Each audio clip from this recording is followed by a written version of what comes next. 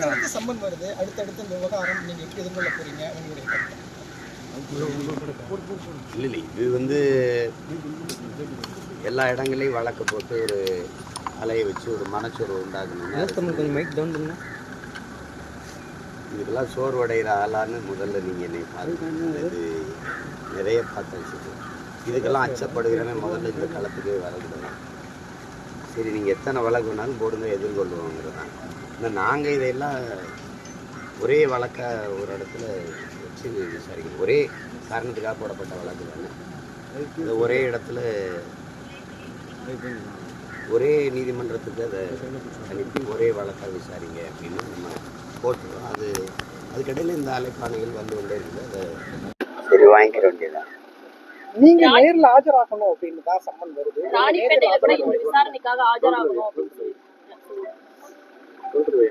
இப்போ நாளைக்கு ஒரு வழக்கு காலையில் போகணும் விக்கிரவாண்டிக்கு, அப்புறம் சேலத்தில் வழக்கு. இப்போ ஒவ்வொன்றா போகணும். ஒரே நேரத்தில் 2-3 வழக்குன்னா ஒரு ஆள் தானே இருக்கேன். ஏஐல 4-5 உருவாக்கி அனுப்ப முடியாதுல்ல. அதனால ஒவ்வொன்றா தான் செய்யணும். இது நாம் தமிழர் கட்சி கொடுக்கக்கூடிய நெருக்கடியா பாக்குறீங்களா இல்ல இந்த விவகாரத்தை நீங்க எப்படி பாக்குறீங்க? என்னாலதான் அவங்களுக்கு நெருக்கடி, அதனாலதான் இந்த வேலையை செய்யறாங்க. எனக்கு என்ன நெருக்கடி சொல்லுங்க, எனக்கு என்ன நெருக்கடி? ஒரே நேரத்தில் 70க்கும் மேற்பட்ட வழக்குகள் பல்வேறு இடங்களை பதிவு செஞ்சு தனித்தனியா அழைப்பாணை கொடுத்து தனித்தனியா ஆதரவுன்னு சொல்றேன். இப்ப யாருக்கு நெருக்கடி? யார் பயப்படுறா? யாரை பார்த்து யார் பயப்படுறா? என்னை பார்த்தா நீங்க பயப்படுறீங்க. எனக்கு இது ஒண்ணும் இல்லை. நீங்க எவ்வளவு நாளைக்கு இது பண்ணிட முடியும்? ரெண்டாவது, அதிகாரத்தில் இருக்கிறவங்க இந்த அதிகாரம் நிலையானதுன்னு நினைக்கிறது தான் சிரிப்பா இருக்கு. உங்களுக்கு வலியோர் சிலர் எளியோர் தம்மை வதையை புரிகுவதா மகராசல்கள் உலக ஆளுதல் நிலையாம் நினைவாங்கிறான்ல. நம்ம தான் அப்படின்னு நினைச்சுக்கிட்டு இருக்கிற அந்த திமிர் இல்லை, அதனால போடுற ஆட்டம் தான். அது அப்புறம் பார்த்துக்கலாம். எதா இருந்தாலும் எதிர்கொள்வேன் நான். இதுக்கெல்லாம் பயப்படுறாங்க. நாடாளுமன்ற செயலாளர் மகேந்திரன் நாடாவிலிருந்து தற்போதே விலகி இருக்காரு. இல்ல, அது அவருக்கு என்ன பிரச்சனைன்னு தெரியல. அவங்களுக்கு ஒரு எதிர்பார்ப்பு இருக்கும். தங்கச்சி ஒரு தேவை இருக்கும், அது கிடைக்கல, அது இல்லைன்னு போவாங்க. இது கட்சிக்குள்ள வளர்ற போது ஏற்படுகிற சின்ன சின்ன போட்டிகள் தான். இப்போ நான் இருக்கணும்னு நினைக்கிற இடத்துல இவர் வந்துட்டாருன்னா அந்த இடம் தனக்கு கிடைக்கலன்னாலும் ஒரு சின்ன சின்ன பிரச்சனைகள் தான். இது வளர்ற கட்சி அதையெல்லாம் பொருட்படுத்திட்டு இருக்க முடியாது. தொடர்ந்து பெரியார் குறித்து பேசியதுக்கு பிறகுதான் நிறைய பேர் நாதகாவிலிருந்து விலகுறாங்க. அதெல்லாம் அவங்களுக்கு பெரியாரை பத்தி ஒரு புரிதலும் இல்லை, ஒரு குறிக்கோளும் இல்லை. அதுக்கு முன்னாடி போயிட்டு தான் இருக்கிறாங்க. பெரியாருக்கு இதுக்கு சம்பந்தம் கிடையாது. பெரியாரை பத்தி நான் பேசுறேன், பெரியாரை இகழ்ந்து பேசிட்டேங்கிறாங்க. அதெல்லாம் பெரியார் பேசுனதை எடுத்து பேசணும். பெரியாரை கொண்டாட நினைக்கிறவங்க பெரியாரை புகழ்ந்து பேச வேண்டியதானே. நான் கேட்கறதுக்கு இல்லை. பெரியார் இதெல்லாம் பேசியிருக்காருன்னு நான் பேசினேன், அதெல்லாம் பேசலைன்னு மறுக்கணும். இல்லைன்னா ஏன் பேசினாருன்னு விளக்கம் அளிக்கணும். அதை விட்டுட்டு அவதூறை பேசிட்டு கூடாது. இந்த படம் போய் அதை பார்த்தது போய் அது போய் இது போயின்னு பேசிட்டு கூடாது. அவர் பேசுறது இப்போதையே அதை பெருசா பேசணும். அவர் பேசியிருக்காரு, இப்போது அது ஏன் பேச பொருளா மாறுது? இப்போது ஏன் சீமா எப்போது பேசணும்? நீங்க ஏன் பேசுனீங்க? எப்போதுனாலும் ஏன் பேசுனீங்க? நான் கேட்கிறேன். இந்த பைபிள், பகவத்கீதை, குரான்லாம் சொல்லப்பட்ட எவ்வளவு ஆண்டுகள் ஆயிடுச்சு? ஏன் தினம் பேசுறீங்க? நீங்க என்ன சொல்லியிருக்கீங்க? நாங்கள் என் மொழியை சிதைத்து, என் கலை இலக்கிய பண்பாட்டை அழிச்சு, என் வழிபாட்டை அழிச்சு, என் நிலத்தின் வளத்தை எல்லாம் சுரண்டி கொடுத்து, முறையற்ற நேர்மையற்ற கேடுகட்ட ஆட்சி முறையை உருவாக்கி, ஒரு ஒழுங்கீனமான அவதூறான அநாகரிகமான அரசியலை என் தாய் நிலத்துல கட்டமைச்சது திராவிட கோட்பாடு தான். அதுவும் பேரறிஞர் அண்ணா வரைக்கும் சரியா இருந்தது. என்னைக்கு ஐயா கருணாநிதி அவர்கள் அந்த நாற்காலியில் போய் உட்கார்ந்தாங்களோ அன்னைக்கு தான் இந்த வாடகை வாய்கள் வருகிறது, வசப்பாடுறது, தனிப்பட்ட முறையில் ஏசுறது. அது அதிமுக ஆட்சி காலங்களோடு அது நடக்காது. இவங்க ஆட்சிக்கு வரும்போது ஏன் தமிழர் ஆட்சின்னு சொல்ல முடியல? உங்களால் திராவிட மாடலுங்கிறீங்க, ஆனால் விருது கொடுக்கும்போது தகைசால் தமிழர் விருதுங்கிறீங்க. தகைசால் திராவிடர் விருதுன்னு கொடுக்க வேண்டியதானே? துணி விருந்தா?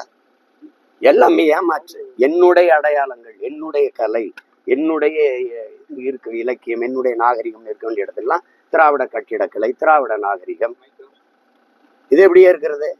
என் அடையாளங்களை எல்லாம் அழிச்சு ஒழிச்சு என்னுடைய ஆயிரக்கணக்கான என் முன்னவர்களினுடைய அளப்பெரிய ஆற்றல், புகழ், உழைப்பு, ஈகம் எல்லாத்தையும் மறைச்சு பெரியார் பெரியார் பெரியார்னு எல்லாத்தையும் கொண்டாந்து நிறுவி ஒற்றை குறியிட்டு உள்ள மற்றவர்கள் அந்த திராவிடம்ங்கிற போர்வையில மற்றவர்கள் திராவிடம்ங்கிற கோட்பாடு எதுக்கு? தமிழர் அல்லாதவர்கள் வசதியாக வாழவும் ஆளவும் கொண்டு வரப்பட்ட ஒன்று. மறுப்பது யாரு? எதிர்ப்பது யாரு? யாரு எதிர்க்குது? அங்கதான் இருந்தோம்.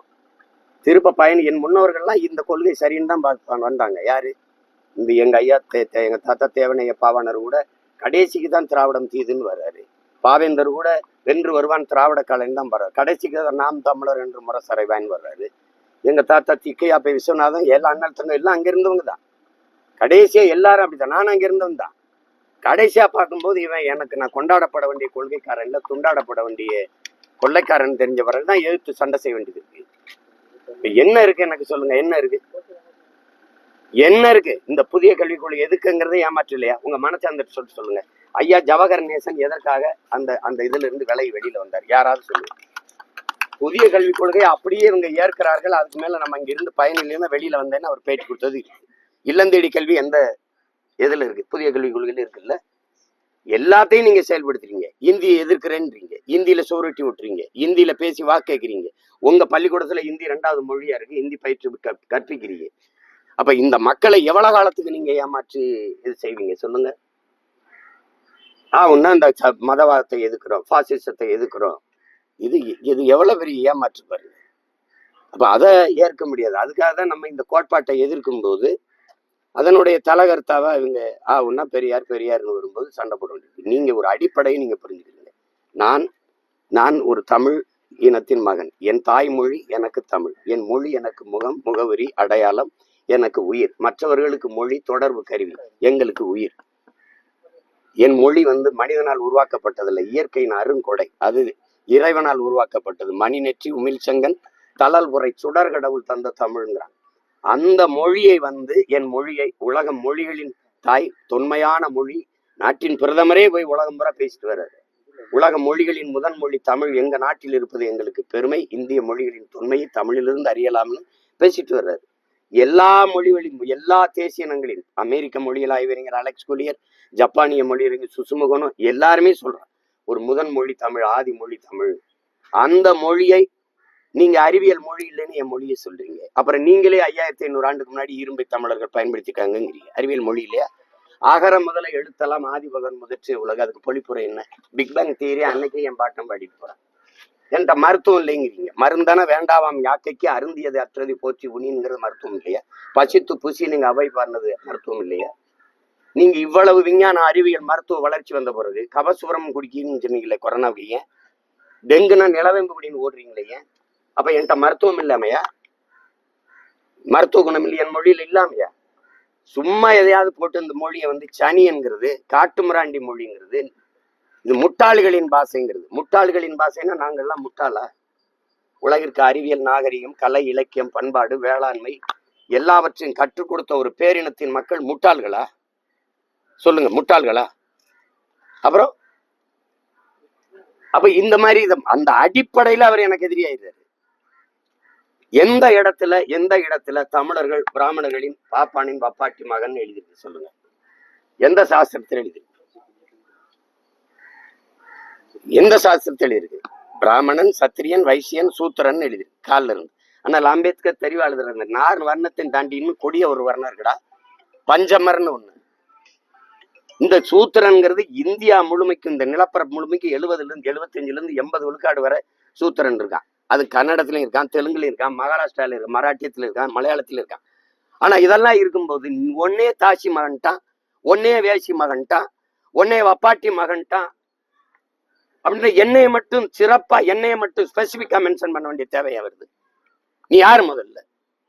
இங்க இத்தனை பேர் இருக்கிறீங்க. நீங்க தெலுங்கு இருக்கீங்க, கன்னடம் இருக்கிறீங்க, மலையாளி இருக்கிறீங்க, துளுவர் இருக்கிறீங்க, மராட்டி இருக்கிறீங்க, பீகார் இருக்கிறீங்க.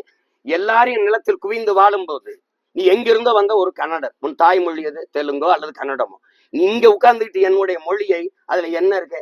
அது ஒரு சனியை விட்டு ஒழி, அது முட்டாள்களின் மொழி, தமிழ் படிச்சா உனக்கு பிச்சை எடுக்கலாம் இல்ல, இதெல்லாம் என்னது? அப்ப தெலுங்குல எல்லாம் இருக்கா? அப்ப கன்னடத்துல எல்லாம் இருக்கா? அப்ப மலையாளத்துல எல்லாம் இருக்கா? என்னது? உன் தமிழ் தாய் 3000 ஆண்டுகளா இருக்கிறாங்கிறீங்க. உன்னை படிக்க வச்சதுன்னா எங்க பாட்டன் வள்ளுவன், கம்பன், கபிலன் எல்லாம் யார் படிக்க வச்ச? நீங்களா? சேட்டை பண்ணிட்டு அலையக்கூடாது. பள்ளிக்கூடம் திறந்து பல்லாயிரக்கணக்கில் படிக்க வச்சான் என் தாத்தன் காமராஜ்.